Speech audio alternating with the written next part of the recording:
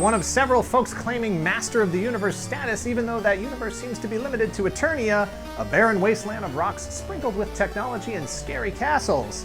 It's a universe with settings that hint at stories far more epic than the ones that made it out of the pitch meetings. At the center of it all is the face of the brand, the man with the tan, getting his third makeover since the original release.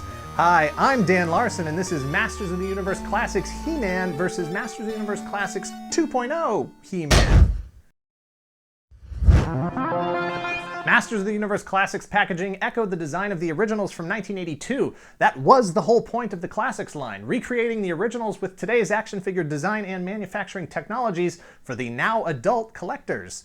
The bubble-on-blister design is the same used in the original release and lets you see the figure from nearly every angle if you decide not to open it. Classics 2.0 takes a different approach to hammer home the selling point this time, which is cartoon-accurate likenesses.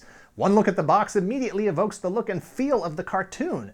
Castle Greyskull looks like a background matte painting pulled right from the opening title sequence, and the image on the back isn't the He-Man figure, it's the animated character. The only thing the box is missing is an audio clip that plays the theme when you remove the slipcover, but that would be redundant since you're going to be hearing it in your head regardless whenever you look at the art on the box.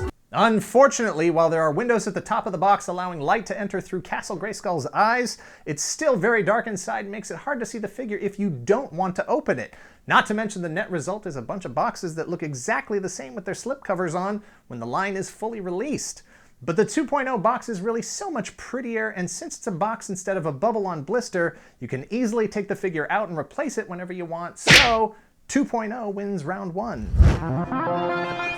These two lines are out to accomplish different things. Classics is a modern update to the original toy, and 2.0 is an adaptation of the cartoon likenesses. Even though 2.0 is able to recycle some of the Classics parts, there are plenty of new pieces that prevent it from feeling like the same figure. Judging the sculpting against each other feels a bit unfair. Classics is supposed to be more detailed, and 2.0 is supposed to be simpler, with the lack of detail and smooth surfaces of the animation. Simpler designs are inherent to animation to make the production more efficient, so neither is bad or wrong, so how can one be better than the other? This round is a draw since they both accomplished their intended missions. Once again, with some of the key parts and certainly the articulation being recycled from Classics, there isn't much difference between Classics and 2.0. However, the differences are important to note. They both have ankle articulation, and while the Classics ankle looks better, 2.0 has a much greater range of pivot. And 2.0 adds a point of articulation at the wrist, which allows He-Man to more accurately hold his sword skyward when he calls on the power of Greyskull.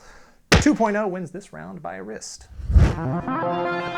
Both figures come with He-Man's Sword of Power. Classics is two-toned where 2.0 is one flat color, which works for the cartoon styling, but has a general feeling of seeming too plain, even though the shape is more cartoon accurate.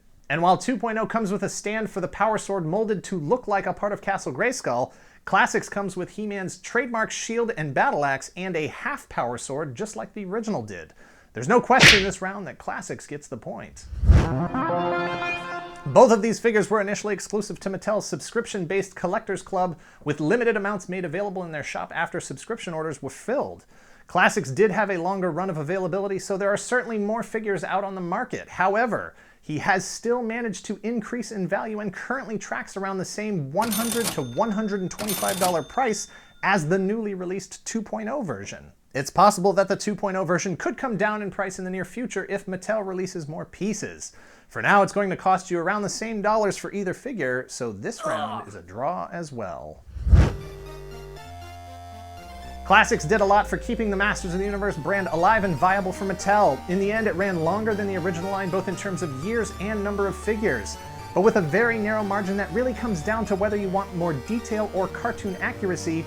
2.0 squeaks out the victory, finally delivering a figure that looks like the guy that was on all the posters, the comics, and in the cartoons every day after school 30 years ago. Thanks for watching. Please like this video, hit subscribe, share it, and let us know in the comments below if we got it right, or if you hate the internet because you can't look at this cartoon accurate figure without hearing Four Non Blondes. Damn you, internet.